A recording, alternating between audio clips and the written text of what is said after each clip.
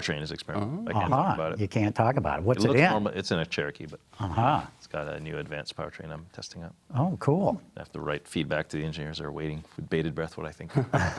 The designer comments on the engineering? Yeah, actually, they know I'm a racer driver, so they know I can kind of feel that stuff. So. Have you done any racing lately? No, I did Grid Life for the first time ever. What's that? It's exactly. I've heard about it. A lot of I have these younger kids that I wouldn't say kids, they're 25-year-olds that we've befriended that follow me at my driving events. And they started going and they post about it, so I follow them. And one of my friends offered me a seat in one of his cars, so I went down. It was amazing. I wouldn't say it's a concert, it's HPDE, it's a race, it's a drift festival. Where was it? Where is it? It's in Atlanta. It moves around. It happened to be in Atlanta, Georgia, but it goes even Gingerman, Mid-Ohio. They mostly Midwestern, these guys. The guys from Michigan, the guy who put it on. Yeah, but it's very popular. And road racing, plus drifting. And time attack, they call it.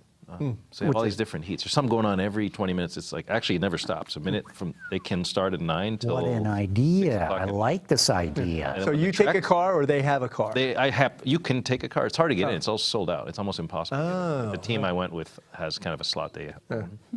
Cool. And Ford was doing stuff with the GT350, giving thrill rides. It's a weird atmosphere. It's like a carnival. So once the cars stop running, then the concert begins, and they have a live concert from like 7:30 at night till midnight. This sounds pretty good. People camp out. Like people stay on the track. So Woodstock with racing. Exactly. That's exactly what it is. And it's well attended. We're talking at least 15,000 people. It's extremely well attended. Yeah. I like the concept a lot. That's cool. That's very cool.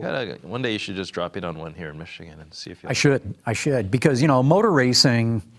Yeah. It's getting a little bit more popular.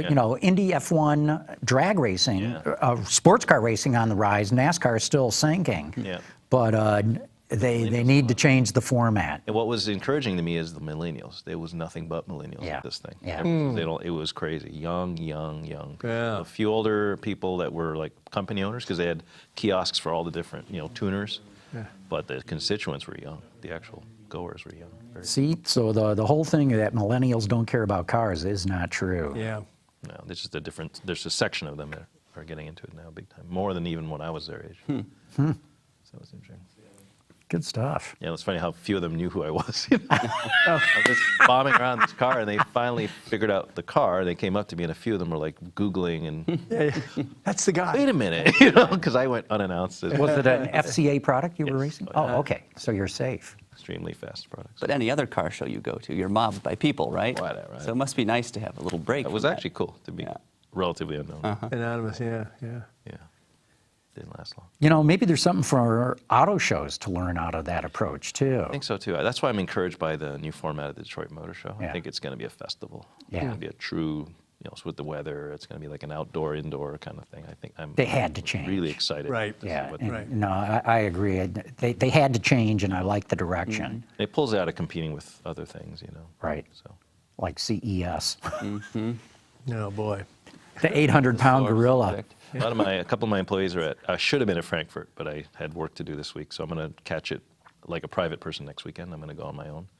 But he said that show was very different than it's been.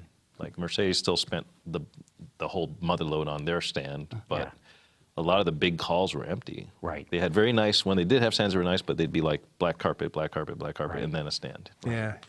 No, we were talking earlier before you got here. Toyota dropped out of the show. Volvo dropped out of the show. I know there were a number of others, too. Yeah. And all the I didn't go there, but all the reports coming out from our colleagues are like the mood was doom and gloom. Yeah. Except for VW and Audi and Mercedes, That was all EV, just about. Yeah. They launched the big EV cannon. ID. Right. Yeah. So, no, it's good. We knew it was going to happen. Now it's happening. Yeah. Cool. Well, we'll see how it goes. I'm still worried for the industry in the short term with EVs. Very worried. If you live in Nebraska, or you have to tow a trailer, you can't. Yeah, but I think it's going to be an overlay. I really don't. Just like it is today, you're just going to have choices. You're going to You're going to have anything you can imagine. It's going to be an amazing poop platter of choices, right? No, my concern is nobody knows how to make money on these things. Oh, for now, sure. Porsche's figured it out. Well, yeah. They start at They charge a lot. $150,000 and go up from there. Yeah. You're going to see, you're going to see a lot more premiums getting into the space, especially now the battery density is getting to be interesting. In terms of you get a lot of power in a smaller and smaller package. It's getting better and better. And again, there's margin still, right? So I think that's where it's going to be. Right. You know. Okay, we're going to get going here in just a matter of seconds.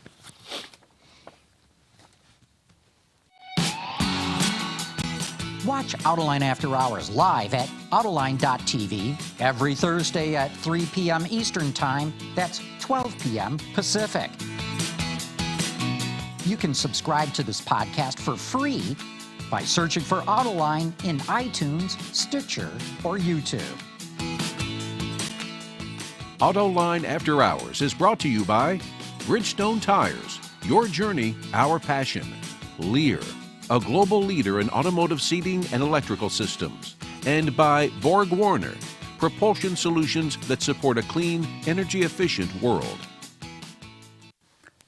Welcome to Autoline After Hours, everybody. We got a great show today. We're going to get into that in just a second. Gary Vasilash is not here right now, but we got two of my other colleagues joining us. Lindsay Brooke from SAE Engineering and Craig Cole from AutoGuide. And good to have the two of you here. back. Thank Always you. good to be here, John. Yeah. Thanks. But now let's shift our attention to our special guest today, Ralph Gilles, the head of all design for FCA. Great having you here, Ralph. Yeah, thank you.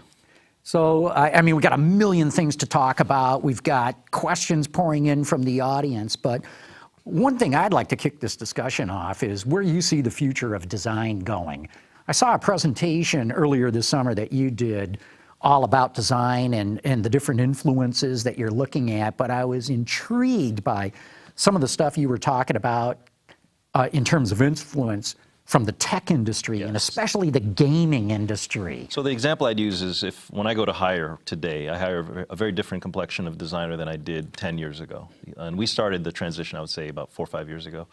We're hiring gamers. We're hiring textile designers, especially software, even software engineers. We've actually taken some of our internal IT specialists and turned them into design office employees. Yeah. What? So the guys that were doesn't sound the possible. guys that were fixing our laptops are now designing software for our infotainment systems, and it's getting to be to the point where that area is growing like nuts. I mean, I'm expanding.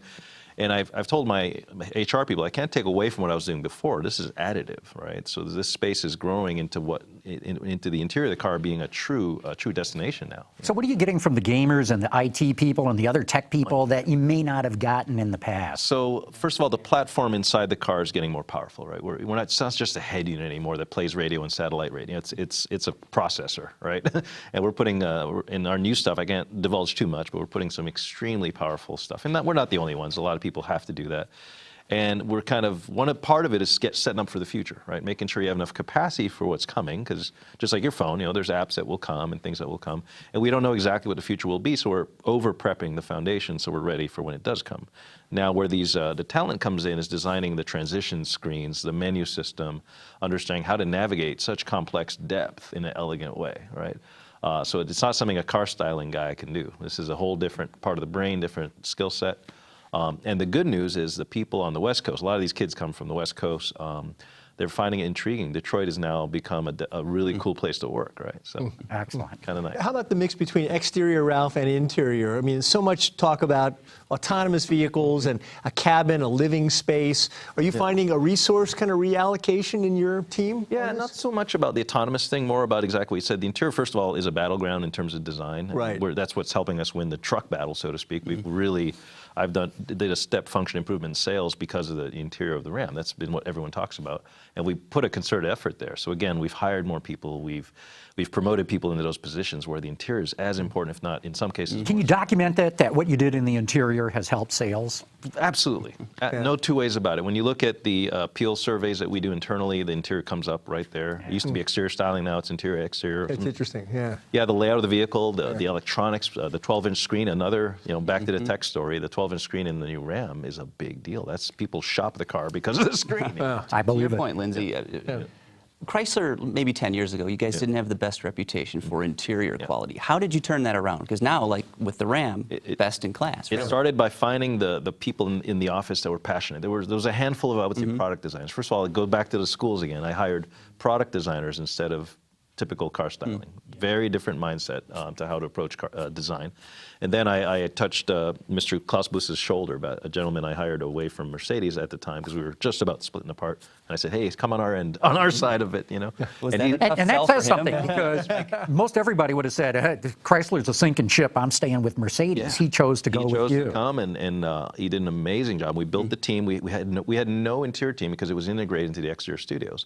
So there was no passion for it. So we said, no, we're going to recreate. We used to have it actually in the early 90s. We had a dedicated interior studio, and the bosses before me melded it all back together, and it lost priority, right? So we undid that and then hired more and more and more interior designers, and it has paid off in spades. Yeah. Hey, speaking of schools, we got a question here, a great one from one of our viewers, Levante Adams. He says, hello, Mr. Gilles. He says, I'm currently... Ralph's okay, I don't need He says, I'm currently a senior in high school. I love the fact that high school students are watching the show, and I live in Missouri. I've been trying to get in contact with you, but I would like to know if CCS, Center for Creative Studies, is the best college to attend for automotive design, because I'd love to design Chrysler, Jeep, and Maserati. I've been designing cars since I was 7 years old, and I still draw on paper and on my new iPad Pro. Hopefully, we can get in contact, and I'd really appreciate this. Thanks. Well, good for him. CCS, best school, or Well, I would. Might be biased, though. Disclaimer. I'm one of the board of trustees of CCS, so obviously I'm. But to be honest, yes, CCS is one of the very best, especially when you come at North America. Hard to beat, but we do hire from other schools. We hire from Art Center in California, and there's a school physically closer to him in Cincinnati. Has a decent program. Cleveland Institute of Arts is pretty good, but there really are those 4 or 5 schools. You know, there's Cleveland Academy of Art in San Francisco. So about 5 schools that we hire from on the regular. You know, there are some in Europe, but for him, I would look at Cleveland or just physically closest to him. Great school.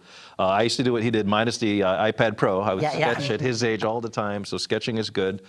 Take local, I don't know how young he is, I forgot if he has his age. Well, he said high school, so he's in late teens. So any kind of art class you can take, community art like sketching, figure drawing, any kind of sketching. Just sketch till your hands fall off and apply, because the schools love that. They love to see the ideation sketches. And apply, go for it. I mean, no matter how big the loans are, everyone thinks, oh my God, just go for it and you'll find a way. I did. I mean, I had $80,000 of debt, and you nip at it and it's worth it. So. Ralph, does it still begin at the sketch? I mean, your designers have so many tools to be able to come to you and say, you know, with their iPad, hey, Ralph, check this out. But I mean, Lindsay, is that still there? absolutely still the sketch. I mean, you would laugh at the beginnings of some of the cars that you know today were just little scribbles that big on a corner of a wall of our design office, you know. And sometimes those iconic lines is all it needs. It's like, that's the car, you know. Wow. That happens still to this day, whether it's electronic or actual paper. Yeah. You've been at the company quite a while. Yeah. Are there any favorite designs that you've worked on or vehicle programs that stand out to you? The ones, it's, of course, Viper, Yeah. you know, very special place because, especially reviving it, the Gen 5 is real special to me. But the Challenger, because Challenger was one of those things, we had the 300 done, we had the Magnum, we had all those cars. And then we just took a scale model, we had leftover model, and shortened it. And we're just fooling around and say, hey, I think we can make a muscle car out of this platform. And it just, boom, it took off. So that's one of my favorites.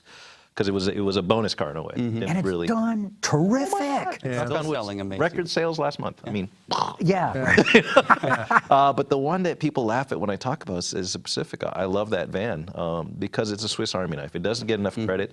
Everybody, even the people that are scared of, minivans are for moms, they borrow them all the time, especially around this time of year to move kids back to school. And they come back and they're converted. It's like, God, I love that thing. It's amazing. You put the seats down. It's a pickup truck. And it looks awesome too, right? As a van goes. We try to make it look sporty and athletic this time around, and so I'm very proud of that. And the team behind that is so passionate. And we actually brought employees' kids in.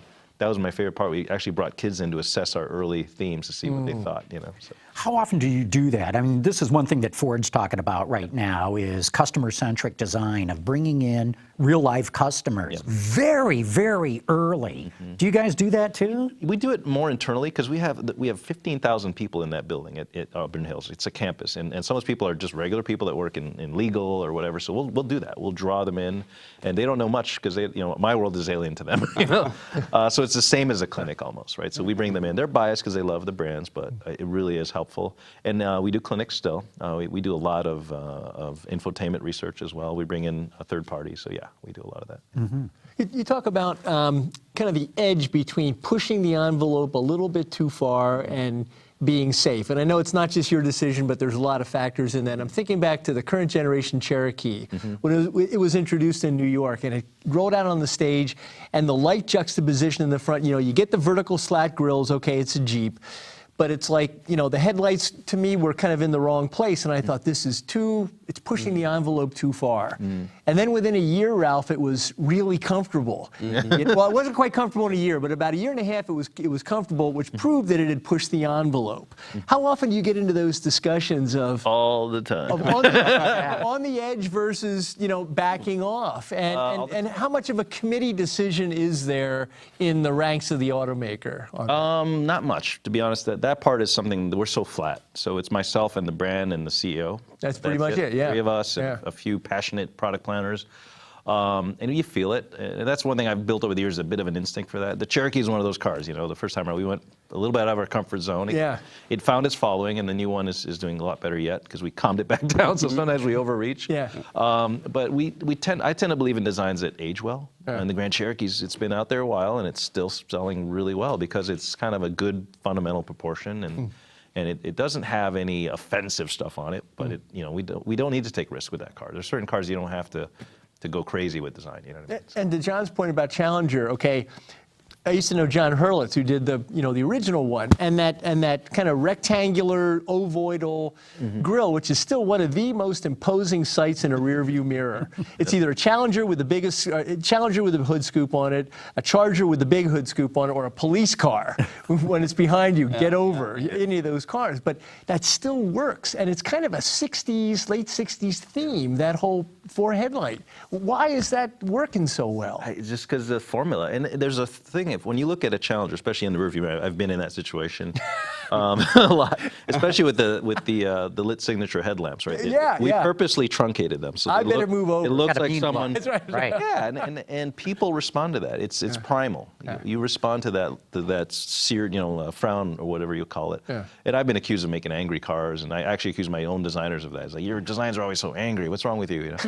But people like that attitude. It projects a little bit. Depends on the brand though, right? Yeah, you can't Yeah, it do does. everything. Exactly. Fiat 500 wouldn't be a very angry car. No, I don't think. but Dodge all the way. Yeah. Absolutely, and it's working. It really is. So. I think you're the one to blame for the move to the big grills. Didn't you really promote that with the original Chrysler 300? I would, I give this one. This is a subject that's sensitive to me because internally, Freeman Thomas, I give him credit for that. Freeman, really? Freeman Thomas Interesting. and Bob Hubbock together came up with the initial concept of the 300, which was styled after the Ghia, the original Ghia 55, the old 300 and the Ghia cars. They always had these big American grills.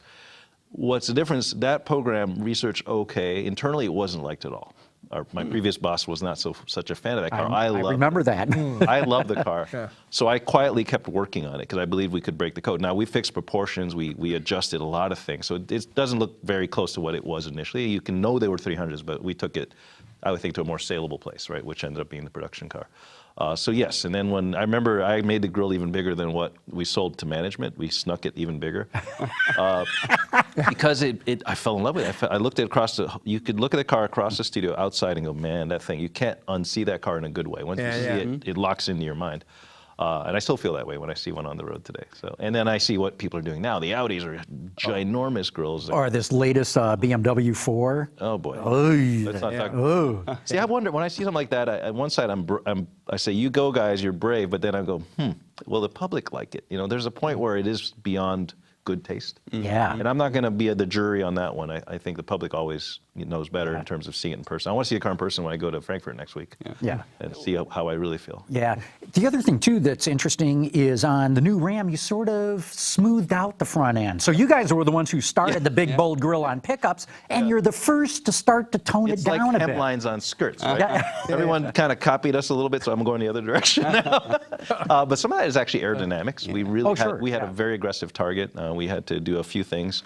It's funny, we actually lowered the whole overall truck as it sits a bit lower, but we raised the headlamps to compensate for that. Oh, interesting. To make it, to not lose any of the bravery. And I think it works. At first, people were a little put off by the front end, that usual reaction, but now I get a lot of compliments about it. So, and it's doing very well, especially the black package. People love that sinister, once again, the sinister look. We were talking about Challenger and 300. Yeah. What's the status of, or how appropriate is retro design today? Is that still something you try to incorporate, or is that sort of blasé? I think it's always going to have its place. I think there's this guys like us and guys a little bit older than us that have this nostalgia factor, and they do buy cars. I mean, there's a reason I drive a 1973 Alfa Romeo. There's something about it that still speaks to me. And I think there's nothing wrong with mining that heritage if you have it, as long as you don't do it to obsession. It's one of the only cars in our portfolio that does that, really. That and maybe the Wrangler. And then the rest of our stuff is contemporary. So it's okay. If you have that in your arsenal and it makes sense, you should use it. Why not? John had talked about grills, and I wanted to ask you about working with the airflow guys and the thermodynamic guys on cooling the big engines in trucks. Yep. You need a lot of surface area. Cooling brakes in sports cars, and how does your team work with that? Like you said, somebody has a sketch, and then all of a sudden the aero guys come in, or the thermo guys come in and say, "Oh, we need a lot more on the front end of this." And it's funny that you mentioned that, because that is a big challenge for us. Some of our newer engines coming out require a lot more heat rejection, even though they're smaller engines, because of turbocharging, it requires much more heat rejection. Even more than a Hellcat, which is, imagine a four-cylinder. Yeah, right. We're talking extreme. Does that mess things up sometimes? It just becomes interesting, because the aerodynamic guys want the opposite, right? So we have the aerodynamic, we have our look that we want, and then there's you didn't mention it, but we have the ADAS team. Oh, sure. The radars and sensors, you name it, and it's all asking to be on the front of the car. So That's how we lost his hair fighting with these people. that's why I have no hair. Exactly. Exactly that. So it's a tough, and then on top of that, there's what we call pedestrian impact, which doesn't affect us that much in the U.S., but most all our cars are international, so we have to build that in, which requires a certain amount of dead space. There's a whole rule book behind that. Do you guys have Okay, wait. pyrotechnic hoods at all overseas? No. We try Okay, to yeah. Okay, time out for just a minute here, because we got to give a shout out to our great sponsors who make the show possible. Right now, we're going to Borg Warner. The world is changing at an ever-increasing pace. No matter what the mode of transportation, there is always the need for an efficient propulsion system. And that's exactly what Borg Warner has been doing since the earliest days of the automotive industry. We create innovative mobility technologies that reduce energy consumption and emissions while improving performance. Our proven track record has made us an industry leader in forward-looking propulsion solutions for combustion, hybrid, and electric vehicles. Okay, we're back, and Ralph wants to get back into answering Craig's question about retro design. Yeah, and I think the overt retro thing can be overdone. I totally agree with you there, and I think that's where you're going. But we're looking at elements of retro now, right? Little pieces of retro. How they used to do the chrome back in the day. Chrome is almost gone now, and it's starting to come back. The Boulder grills, kind of the attitude cars, as we're finding other ways to solve aero, right? Some of the retro cars were not aerodynamic. That's a big issue. They looked aero, but they really weren't, So we're finding solutions for undercar aero, grill shutters. All these enablers are allowing us to experiment. But I think you're going to see touches of retro, but overtly retro cars, I think that's going to start, just not enough to pick from. What about interiors? Some of the dashboards, instrument clusters on cars from the 50s. Wow, they were a jukebox of design. A lot of stuff going on. Is that gone? Is it all going to be just screens and the like now? Never say never. There's going to be a time when it makes sense to look at that. With the screen fest, the screen, our cars are going to be measured in screen sizes one day, just like televisions. Yeah. That does preclude some of that, and it's so cost effective, and it looks cool, and you can process so much more. I do, when I walk at those concours, I look at those old cars, and I'm really jealous of the 50s, what they were doing. They were having a blast. Some of it was really cool. Post-war cars were just amazing. Yeah. And Ralph, go ahead. Go ahead. Go ahead, Lindsay. You mentioned your love for Alfa Romeo. Yes. Italian cars always serve as this kind of inspiration for designers. You talk about that a little bit? Big time. Even long before we were Fiat Chrysler automobiles, before we merged, I've loved Italian cars since I was a kid. Yeah.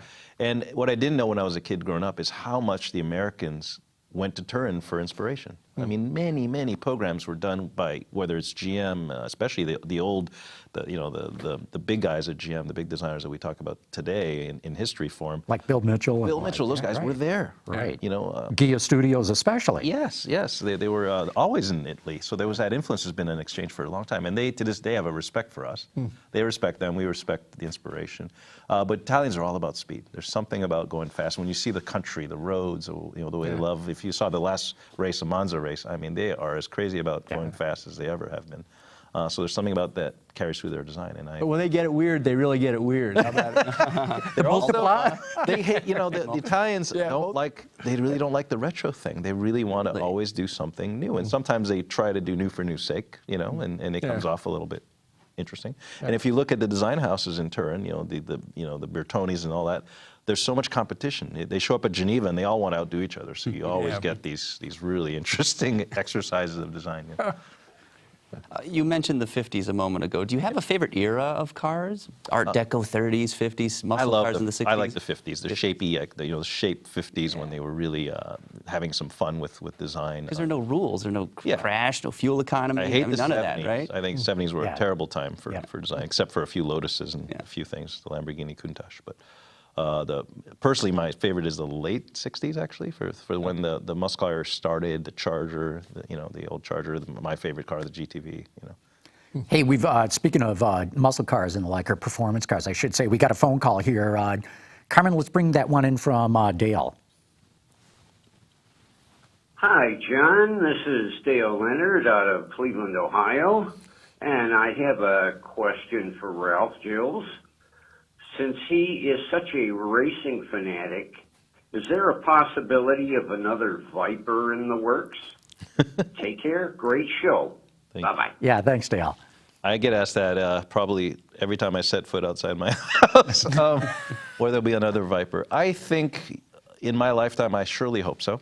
But there's got to be a business case. That's the whole thing. It's always right? about the business case. I know for sure it'll be a different technology, for sure. Whatever the next, if we do another Viper, it's going to have to celebrate a technical step function, a new thing in technology. And I should warn the audience too, a lot of people have written in, they're asking about all kinds of future product. And I know better than to ask you. You can't talk about it. I would be shot by my PR agent who's sitting right behind this wall. She's armed. Right.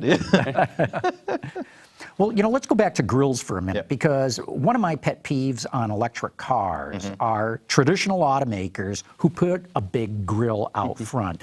To me, electric cars don't need the grill, and to me, it's like a lazy way of trying to maintain that brand image through a fake grill. What do you think? I'm wondering the same thing, because to be honest, we're looking at some stuff in our advanced studios about that same discussion, how to preserve the personality of the car, the branding of the car, because the grill is also branding, especially in the case of, if you talk about BMW and things like that. So we're struggling with that. However, we are looking at a trend now of lit. There's a lot of lighting going on, how the light starts to transition into the grill a little bit. So how can you do the branding in a different way? So I'll leave it at that, but it's an obsession of mine because I'm all about the grills. And so you're talking about bringing the Mercury Sable light up. Oh!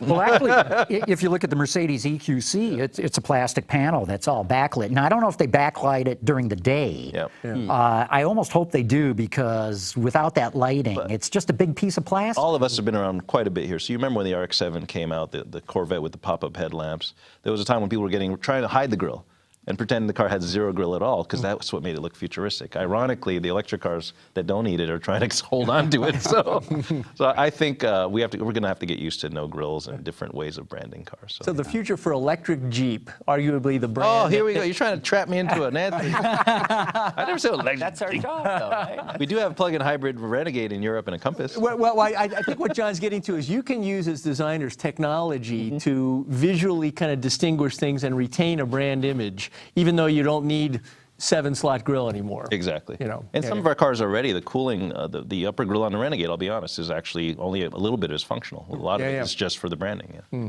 You mentioned the Corvette. What do you think of the new C8? I sent a note to my buddy, Mr. Royce, Mark Royce, about it. I applaud the effort. Unbelievable amount of engineering for the money. It's hard to. Everyone's talking about 60,000. We all know they're going to be, mid 80s when they leave the showroom, but still an impressive engineering feat of engineering. I thought it was a little chunky looking. I can't comment about the design. Okay. I don't want to be that. That's unfair for me. But I don't want to be that designer. That I know. comments on other I people. know. I can't help but ask. But I give them credit because, that's a pretty roomy car inside. They have to have luggage space and all Golf that. bag thing, the roof comes off, and that's what I mean. It's packaged very well. Yeah. It's a very well packaged car. Can you talk to the Autoline audience, Ralph, about design cycles? Kind of explain what the traditional cycle is. If many of them know, I'm sure. And do you see that changing at all? So yes, first of all, a typical car used to take 5 years. If you're talking about a ground-up platform that's never been done before. Going from all new to start. All new is about 5 years. We've chopped about a year of that away thanks to electronics, whether it's the engineering simulations we do, whether it's myself working with digital tools. We've taken about a year out of the process. And my part of the work has only been compressed a little bit because I still do iteration, still do clay and digital together. But the testing really is testing. We have to put miles on these cars, and we try our best to simulate. So we can maybe compress it for, some claim, 3.5 years. On top hats, cars that are off existing platforms, like the Challenger we did in 18, 19 months. That was amazing because it was a known platform. So that's kind of in that boundary still. There's some people in the Chinese market that are claiming 1-year changeovers, but they are carryover platforms, and they don't have as stringent regulations as we do in terms of crash and things like that. Yeah, and I've learned in looking into this product cycles and development cycles, you got to really ask, when are you starting the stopwatch and when are you stopping That's it? a very good point because I start on stuff sometimes well a year ahead. I just anticipate it and start working on it so I have something ready to go.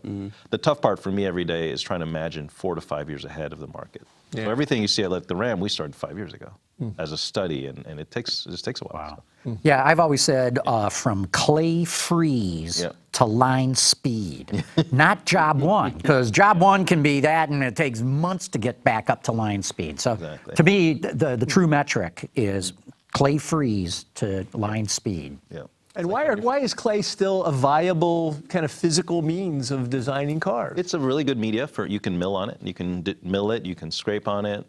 It's cheap. It's actually not that expensive, and it's durable. It actually stays in position if it's a certain degree, so we use it a lot. And clay guys used to be the specialists in the studio. Where do they come from today? That's a struggle. Matter of fact, we are now repurposing ceramic artists. We're actually going to CCS. So speaking of my alma mater, we go there and try to generate clay people because they don't. They're retiring out. I've actually have several retiring pretty soon, and I'm nervous because we thought we would be out of the clay business by now. It turns out it's not true. We did reduce the amount of clay modelers we have, but we're pretty much plateauing and staying at a good place. But it's an artisanal thing that takes years and years to perfect, so we are very nervous. Is that pretty much standard in the industry that everybody still uses the main guys? Everybody tried to go away from it, and everyone's coming back to it. And, Interesting. And in Europe, I've had my touring studios actually getting back into clay, especially on interiors. We use it more than you'd realize on interiors. You can touch it and feel it, and you can sit in a we mock-up, paint it, right? we cover it up. There's clay models you wouldn't believe are made of clay when you see them. Even interior-wise, they look like real cars because we paint them and we use stereolithography or 3D printed parts, and we embed them in the clay, so we get very convincing look at the future. Tech industry doesn't do clay, though. Do you see the day coming when you just have digital tools? No, we went through that. We actually were early adopters of the digital tools. But the tools have gotten so much better, and then the caliber happened. Yeah. Oh, gee. There's your title, John. Forgot about that. It's not enough. There's something about seeing that physical clay that it's art. And why not? If you can preview it in the physical. And there's some suppliers that go straight to digital. It's like the cars always look a little wooden, Is the role of a designer going to be less important going forward as the industry races toward autonomous cars? We're not at autonomy yet. Yeah. But eventually, I think a lot of people see just pods on wheels, right? The pod car coming. Yeah, is design going to matter? I wonder about that. And we had those same pods in artist renderings in the World Fair in 1975, right? So they've been predicting the end of this personal use automobile for a very long time. And the racing towards it, I wonder about myself. I think it's going to be a commercial application. I really do. And even those require a different kind of design, but heavy design as well. Because if you look at the most beautiful subway systems in the world, have beautiful themes to them and design, thoughtful, different kind of design. So that's something I wonder about. But I think in my lifetime, there's going to be plenty of personal use design to go. So yeah, I think it's additive again. I think the autonomy thing is going to be additive to what we know today, not necessarily scraping away what we enjoy today. Talking to one of your colleagues at another automaker about the industry moving away from sedans, not entirely, but for a major part. So you're left with SUVs, you're left with crossovers, and the thought of making them more car-like, lower belt lines, lower H points in some cases, lower roof lines. How do you feel about this? I mean, will we see a next generation, Ralph, of utilities that are a little bit more car-like to kind of ease that transition? Yeah, I don't know. The transition is already happening. It's more than happened, and it's happening all over the world, not just here. Here in America, we see it still rising. I don't think there's going to be some tweeners that you're going to see happen, especially as you electrify. Like the I-Pace, I'm fascinated by that vehicle, right? It's kind of an in-between portion. Watching, it's not selling as well as we probably thought it would. But I looked at the Blazer, actually, when it came out. I sat in the Blazer, and I was shocked how high the beltline was. Yeah. And part of it was a bit of a strange thing, because most people like the UV, we call it command of the road. They love that sensation. So it kind of undoes some of the benefits of the UV. So I don't know. I think we're going the other way in our new cars. We're actually lowering the belt lines, adding more glass area, because it just feels better. Can you do that now with more simulation and side impact, meet side impact, without having a giant, tall belt line? That has nothing to do with it. The belt line, the last 3-4 inches of belt line has nothing. It's just styling. It's purely styling. And the Wrangler, we lowered the belt lines, and I won't give it away, but most of our future cars, we actually lowered the Ram. The belt line came down on the Ram. Yeah. Great, good. Hey, another quick time out. We're going to give a shout out to one of the other sponsors that makes the show possible, and here we go with Lear. Lear Connexus offers a parental controls application with geofencing that sends notifications regarding driving behavior and location, including curfew alerts, acceleration alerts, and speed alerts, all delivered to a smartphone application that includes vehicle location, driver notifications, and a report card of driving history, including notifications when predefined geographic boundaries are crossed. For more information, visit Lear.com. Or something. Yeah, that's right. Good, right? Yeah. Okay, we're back talking with Ralph Gilles about all things design. We started to touch on autonomous. You guys have got to be thinking about it. In fact, what was that at CES a couple of years ago? Portal, The portal, concept, right. Which was a cool concept, even if it was not to turn out to be an autonomous vehicle. A lot of ideas. That vehicle, again, to talk about it, was getting the team around. We had people from purchasing, engineering, product planning, design, formed a team, and many of those ideas are still feeding what we're doing in our production cars. That was the whole idea of the car, how to integrate the ADAS features. There it is, yeah. All of the sensors were integrated in the lamps, and it was some really cool, we actually broke some patents on some things I can't talk about because of that vehicle, so some very interesting innovation. The other thing I find interesting is this picture doesn't quite show it as much, but there's almost this sort of exoskeleton look to it, of structure. Is that something that we might see as a design trend? We're actually doing that today. We're trying to get weight out of the cars, like you wouldn't believe. We're taking hundreds of pounds of weight, and a lot of that is, we're using software like OptiStruct that helps you put only what you need, right? And sometimes it ends up that vehicle did have an exoskeletal frame to it. You could see the network of frame, which looks a lot like bone marrow when you're all said and done. So that was part of the experiment as well. There was just so many innovations in that. There was, automatic tinting glass. It was integrated solar panels. There was facial recognition cameras all over the car. And to take weight out, couldn't you just start making things smaller? Every generation gets bigger and bigger and bigger. A great way, just... Yeah, and it's funny. We look at that, and I think there is that going on in terms of the overhangs of the car. As we go to electric powertrains, we can lop off a lot of that. Yeah. But wheelbases are actually getting longer because people like the space. They really do, especially if you look at ride sharing or even millennials love hanging out with their friends. They really do. So they always have 4 people in the car at minimum, right? So that back seat, they want their buddies to be as comfortable as they are. So we're finding that couple distance is a very important buying. And in China, forget it. If you don't have a good back seat, you might as well get out of the business. Yeah. So what are your thoughts about autonomous? I mean, are you going to completely revamp the interior of a vehicle or what? I think you said racing before. I think it's more of a walk to autonomy. It's not as rapid as you'd think, I think, based on what I know about the challenges of doing it well. What I see already happening, I've talked about this publicly, is the hunt to autonomy is birthing some incredible technology in terms of accident avoidance, in terms of driver alertness. I think most people are going to have level 2.5, which is the hands off the freeway type stuff, hypercruise, whatever you want to call it. That is going to be pretty much standard fare on free. It works very well on freeways. Downtown New York, not so much, right? So there's those challenges. So as we design, we're looking at already, and this is going to be industry standard, how to keep people alert so they don't completely fall asleep, and if they do, how to wake them up. So different type of challenges, and then how to entertain them, right? So we're looking at different infotainment systems for the front passengers, not just the rear passengers. And, you know, FCA's been working with Waymo. They bought a bunch and are buying a bunch of your Pacificas. Yep. And are you getting involved in that? And I'm asking from a design standpoint, because when you look at all the junk on the roof, Yes. you know, what they call the tiara. What do you think the portal's all about? And that was the idea of the portal, is hiding all that stuff, Gotcha. integrating it. Because let's be honest, the Pacifica is a make from, right? They put their technology. They love our van because of the electric sliding door. They like the packaging, and they love the PHEV voltage generator that comes on board that thing. But the future, exactly that. So we're already seeing some great progress being done on the sensor technology. You know, one of the biggest things is behind the paint technology. How can you hide it without having a goiter on the car? Yeah. LiDAR's getting smaller. LiDAR's getting smaller, it's getting more powerful, so it can see through plastics versus having to be first surface, a lot of those things. So again, the hunt to autonomy is birthing a lot of great things. I think cars are just going to continue to get safer and smarter, and with that comes better machines for people. And on the outside, a while back we were talking about these film wraps versus a paint shop. Talk about exterior finish on the vehicle. Anything new coming in paint? Oh my God, yes. We drive our plant guys crazy in a good way. They love the challenge. The challenge is complexity. So as much as we kill ourselves to develop paint colors, the challenge is the one place our owners really enjoy it. But for the most part, top 4 colors are gray, white, gray, and gray. You know, versions of gray. Not red.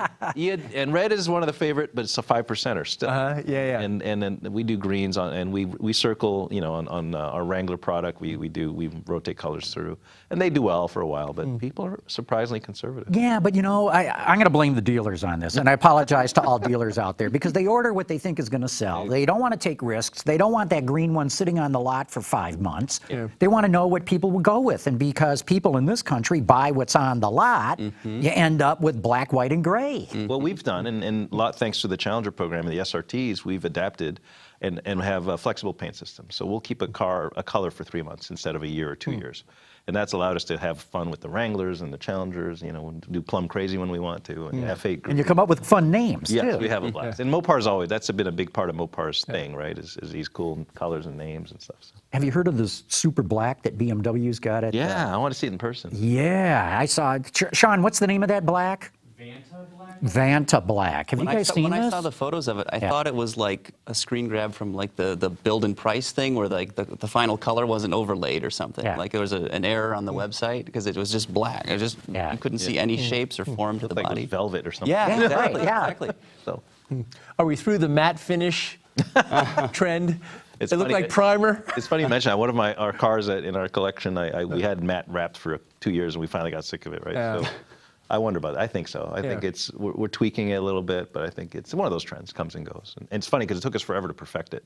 Oh, wow. Do a durable clear coat, and now the trend is almost past. And where are we? Where's the industry and where's FCA in terms of mass customization? This was a big thing, what, a decade 15 ago? years ago, Yeah, something right. like Tell that? you what, we already offered today. You really, every single car we make, if you don't mind waiting a couple months, you can order just about any way you want to, especially the Challengers. And the Viper, we had that program where you can paint any color. You literally bring a color chip and you can have the car made. So it has existed, and it was successful, but it takes a lot of promotion.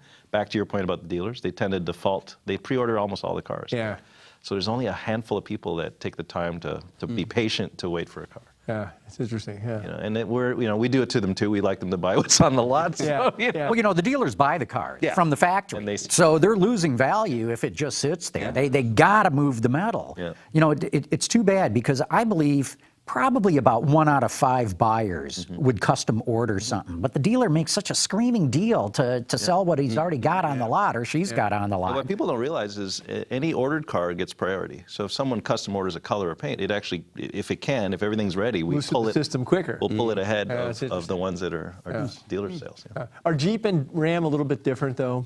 In terms of that, Jeep, Yeah. the Wrangler is one of the cars, and Challenger. Challenger is probably by far the one people will wait for and Interesting, yeah. customize. Oh yeah, they're proud of it. People have shirts. They go to these shirts and they like dressed up like their car.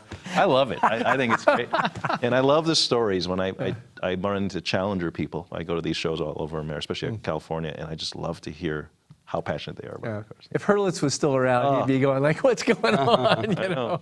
Thought it would have been over 30 years ago, and it's stronger than ever. You know? Neat. You guys are the masters of sneaking little Easter eggs into your vehicles. Whether like I remember the Chrysler 200 had like the Detroit skyline Yep. in it. You've got the Without the General Motors Oh, building. that's true. Yeah, that was great. That was great. What are we talking about? I literally directed that. I'm What happened?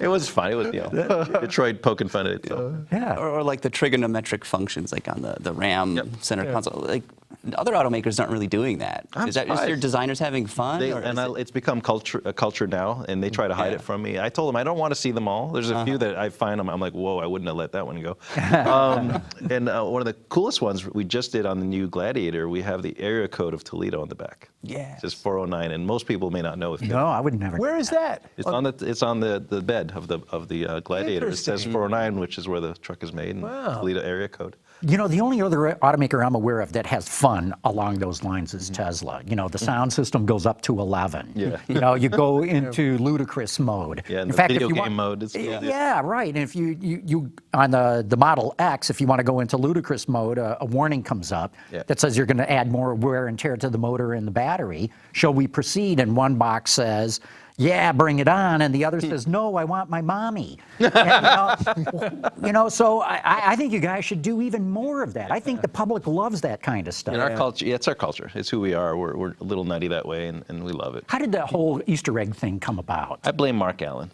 So Mark Allen's our Jeep head of design. We have 2 head design. We have one that does more of the international product, and then the Wrangler and the Grand Cherokee are done by Mark, and he started that. Did he come to you on it, or they just sort of? They just started. It started with the Willys. So we wanted to pay respect to the Willys Jeep, and we started putting that in the car. And then we put the grill, and then we had a Loch Ness Monster, and then we had a Yeti, and it just we lost control of it. You know? But I love that. And, people warm up to, and that's where you bring in your friends and neighbors and go, hey, look at this, and try to help me find the next one. People sitting around and go, "There's a little Jeep over here." The day we stop doing is when there's a committee that starts. I'm like, no, there's no Easter egg committee. We just let it happen how it happens. Ralph, when we go back to the days, I won't say the heyday, because I think the heyday of your design is today. But back in the 80s and 90s, when concept cars generally became a production car, and you guys were doing all sorts of stuff. Are finances different today on that, or? Yeah, every penny we have is going towards, stuff. Yeah. Whether it's making a plant in Detroit, we're spending a lot of money on 2 new plants in Detroit. That's real money. So concept cars, and I've had friends say, I don't go to auto shows because there's no concept cars anymore, which breaks my heart. So it's something I, even as a designer, it's such instant gratification because it's about less than a year to do a concept car, right? So it's a lot of fun. But you do a lot of Jeep stuff. The Moab stuff is awesome. It's incredible. Far less expensive because you're recycling a test car. That's all of those are we call them crushers. They would have been crushed, so we save them from being crushed and turn them into the Moab cars. And it's a great place to experiment with ideas for off-roading. So that's healthy, and the brand loves it, so they help us out. But the true concepts, I'm jealous. And I look at the feed from the Frankfurt Motor Show and the Geneva Show. I'm like, all these other companies. We're putting all our money in hiring people and in building plants and investing in the product. Sure. Most car companies believe that concept cars have got to be true drivers. Can you do something that's It's funny because we, especially ourselves, we used to spend $2.5 million on concept cars that could be driven by the media, not at high speed, but Right. to get the experience. And a lot of the other ones are pushers. Most of them are just pushers or even sculptors. They have no engine in them at all. But aren't those cheap And enough to be able to I do? know they are, and they get just as much play. I'm like, Yes, they do. why are we Right. obsessing with making them drivable? So Right. it's an internal discussion I have with myself and the brands. So let's just say there's a renewed interest in I'm telling you, whoever showing comes where out we're going. with a cool concept car can steal an auto show. and- Right, right. For It very- does seem like a passing era, though. Oh, it's going to make a comeback. I really believe it's already happening. You're actually starting to see, as again, we're trying to chart where we're going in the future. A lot of brands, there's a lot of concepts from Volkswagen and Audi, that off-road thing they showed, and you're going to start seeing it, I think, make a big comeback. And I think at the Detroit Motor Show this summer, you might see some interesting stuff from Oh, interesting. your friends in Auburn Hills. Oh, very cool. Very cool. Hey, we got another phone call coming in here. Then we're going to have to take a break, but let's bring in that next phoner here, Carmen. Oh, this is Clem Zorowski in Delmont, Pennsylvania. Since NASCAR, with their new Series 7 car coming out, to look more like the production cars, is Chrysler looking into returning to NASCAR? Are they talking with NASCAR? Thank you. Thanks, Clem. Good question. Well, I'm not in motorsports anymore, so I did run motorsports for 5 years. I loved it. On top of my design job, I did that as well in SRT. That's a very good question. That's something that comes up. I won't lie, and it comes up a lot, actually, internally. A lot of NASCAR fans in the building, and myself included. I think it's cool. I do think they're reinventing themselves, and they need to. The cars look a whole lot better. Yes. I mean, at least the front ends do. And we pushed that a lot back in. We were the company that pushed them on the national side, was Nationwide. The Nationwide Challenger was our idea. We showed it to them, and they loved it. So that started that. And I think we were just working on the Charger version when that fell apart. I would say we're watching the space. Is all I can say. I can't, say we're going back to NASCAR. Of course not right now, but we're watching the space very closely. So NASCAR's doing the right things. So we'll see. For those people that sit down and either pen a NASCAR race car or just penning something, is it easier for you to sit down and draw a B-class car than it is a long car or a minivan? Is there something that's easier to execute and more fun to execute? The from hardest car to design draw for a designer is a mid-engine car. You would think it's the most favorite design, but it's actually challenging because they're all been done before, and there's a little cliche. You want to not be cliche. So that's challenging. It's something we're always looking at. That's why the Corvette's interesting, but it has a lot of elements that are familiar from the supercar world. They're all difficult, really. They really are, because you don't want to rehash anything, but yet the formulas kind of are similar. The packages are similar. So. Yeah. Okay, we're going to take another quick break here, throw it out to our good friends at Bridgestone.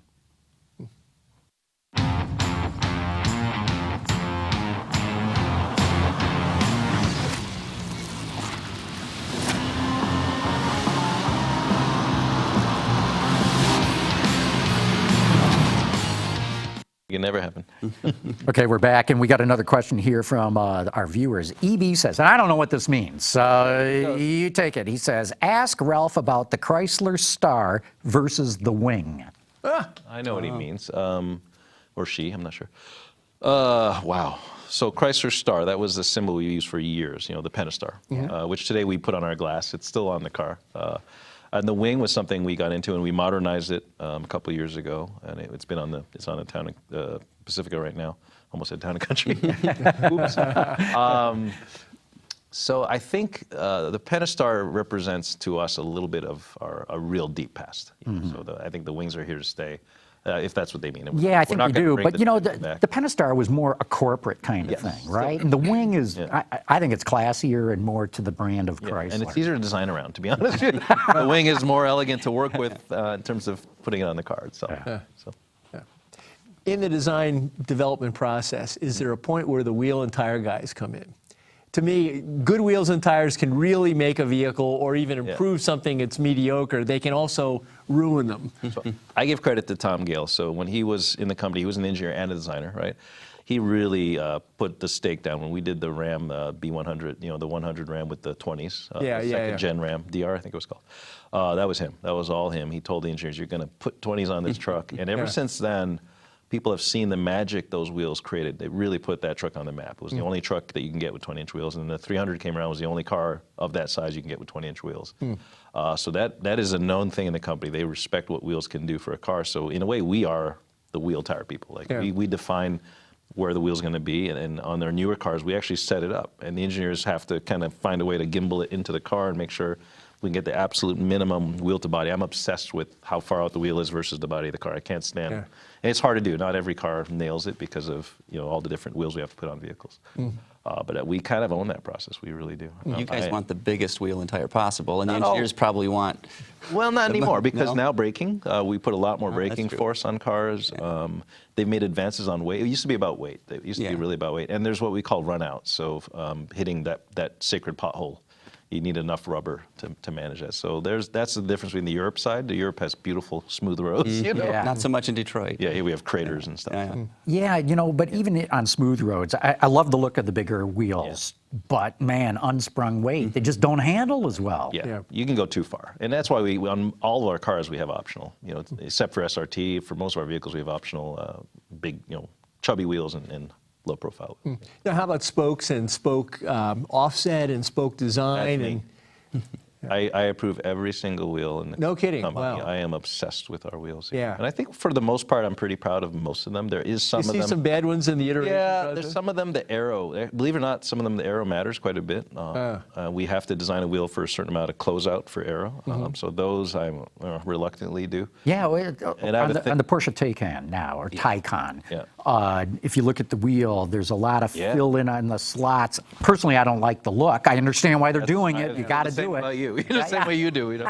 Especially you have pretty brakes. Porsches always have pretty beautiful Brembo brakes there. So yeah, I'm confounded with that. But one thing they did do on the Turbo S, and we can get into the whole turbo nomenclature, but they have got a body color ring on the outside diameter of the wheel that I think looks terrific. So they're having fun. And Porsche does great wheels, to be honest. There's companies out there that do beautiful job on it. So I am obsessive with beautiful wheels. Like all of it. You restore a car, first thing you do is buy the wheels. So I look at it, why shouldn't everybody who's driving an FCA product be proud of their wheels? Yeah, do you ever see, as an Alpha guy, you look back on some of those cars that had silver painted, slotted steel wheels with a hubcap, and they look great for the period. Yeah. Will that ever return? I mean, today that's kind of like the spare when you see it on the car. Maybe with electric cars, a lot of it's brake cooling. Okay. That actually starves the wheel. But with electric cars, you get enough regen that you can downsize the brakes a little bit. So maybe it's possible. And aerodynamically, it's hard to beat a smoothie. Oh, it's interesting. Yeah. I like moon discs. Baby I was moons. just going to say that. Let's cover the whole thing over. Maybe those come back. You ever see the wheels from a company in Detroit called Mob Steel? Yes, I love that. that work. I love that whole company. Everything they're doing is awesome. How much do you get from SEMA, from the aftermarket in terms of To inspiration? be honest, a lot. I go every other year. I'm actually going to go this year. I always get inspired. The colors, especially the colors, the little details. I really like that. How much do you get involved with Mopar then, which is designing for that aftermarket? We have them in our studios. Years ago, about 6 years ago, I had to cut a deal with Mopar because we were real frustrated. They would use outside design houses or contract people to do the design, and I hired dedicated Mopar designers and put them inside our studios. And what that did, we didn't expect this part, is they started working on stuff a lot earlier. So as soon as we started the new Wrangler, they were already sketching pieces versus waiting for the car to be done, measuring it, and doing it more like an aftermarket company. So now Mopar, they love it, and it's working out. That's why the Wrangler launched with so many aftermarket parts ready to go. So they love that. So now that's permanent. They're in our design office now. They're paid for by Mopar, but they work for us. What technology encourages you the most as a designer? And I'm thinking of, the aero guys desperately want exterior mirrors to go away and have little cameras there. Number of counts of aero. Is that something? And steering wheels might go away. So funny you mention that, because I've been noticing that a lot. A lot of the cars in Europe have these concept cars with no hangout mirrors anymore. Yeah. It's okay. You can actually do that in Europe. But And Japan. Yes. Because Lexus has got it in production. But it's not allowed in the U.S. yet, for some reason. What you can do is have a really tiny mirror that barely meets regulations and a camera, but you can't get rid of the mirror altogether. So I think it's up to us to maybe work with Washington to figure out if we can get, because that's a big enabler for us, huge amount of aero gains, especially on trucks. Is there a styling benefit that you're looking forward to in that area? But I got to tell you, the pictures I've seen of cars with no mirrors on them look like naked. What or happened? something. They don't look right. It's funny because one of my older cars, it wasn't required until like the 70s. Because I have an Alpha, it was optional. and I don't have mirrors on the car. And it looks really sweet, but it's weird to drive. It was optional, I keep really? looking for the mirror. Yeah, it was cheapskate optional. bought that one. You got a single mirror or a double mirror or none at all. Oh, wow. Hey, we got another question here from Alex Jager, a.k.a. Jager Tech. He says, hello, fellow CCS trans design student. Yay. Ralph was a few years ahead of me, he says. Wants to know if you're still autocrossing Volkswagens. No. I'm still out of crossing here and there, but Yeah. my Viper usually. Okay, but here's his other question. When do you see this horrible SUV crossover fad ending? Says car guy. Yeah. I actually don't see it ending anytime soon. I do see it, like we were talking about before, CUVs and SUVs getting sexier and sexier over time. How do you change the profile, though? It's hard. I think again, back to the wheelbase. You make the wheelbase a bit longer, you can nestle the people down, you play games with the proportions. Again, I go back to, I think the I-Pace did a beautiful job. That there's some stuff that Porsche's doing that's interesting. We have some stuff coming very soon that does exactly that. I don't know if I could say the word sexifies. Sexifies. You can say anything you want on this show, actually. Carmen will bleep it later if it's something. I think, but going all the way back, there's always going to be sports sedans. I think there's always going to be a place for these intimate kind of sports cars at lower volumes, and that's a tough case for the business case. We've had proposed, like our 124. I just bought a 124. I love the car. Right. It's so much fun to drive. Can't give them away. And people don't get it. It's the best. I bought it used for $21,000. I mean, it was like, Yeah, wow. I buy 5 of them. I mean, they're so much fun to drive, and no one gets it. So you mentioned I-Pace and Porsche, not to put you on the spot, so feel free to say no comment, but are there any other designs from competing companies that you see right now that you're like, wow, damn, they did a good job? A lot. I like that. To name him right now off the top of my head, wow. I mean, I like some of the Audi stuff again. Yeah. I love the e-tron. I think the e-tron's really cool. The new Taycan is neat. A lot of the Germans are really getting on their game lately. I have to respect what Kia's doing. The Telluride is interesting. The Telluride has some nice interior details, great package, interesting exterior. But I love that they're getting their own aesthetic. They really are starting to march to their own drum now, and that is intriguing to me. Even if I may not like the design personally, I love to see companies finding their own path and their own aesthetic versus aping others. You know what I mean? Talk about that a minute, though, because Hyundai Kia totally changed it by bringing in Peter Schreier. Who I know very well. Not well, but I've met him. Karim Habib and the like. And in China, the companies that made the biggest steps forward brought in Western designers. Exactly. Now, I got to believe at some point Chinese and Korean designers are going to come into their own. But how do you see it? It's already happening. Matter of fact, we have a very small studio, a very good studio. They do a lot of local design work for us, and we're hiring great, amazing talent locally. What it is design schools. They've actually developed great design schools, and that's what it took. And their mindset's thinking, the whole culture is starting to appreciate art and individuality. And exactly what you said, they see the influence. It needed a little of that Western influence in the beginning, but now they get it. So they're now shooting off in their own direction. And what I see, the trends in China, the styling is very progressive, actually. They really like the future. They don't really have heritage like we do. They don't really have the 60s cars in their mind, so none of that exists in the way they think. So everything they're doing is very progressive. They kind of fashion cars after dragons and mythical beasts, not necessarily historical race cars or whatever.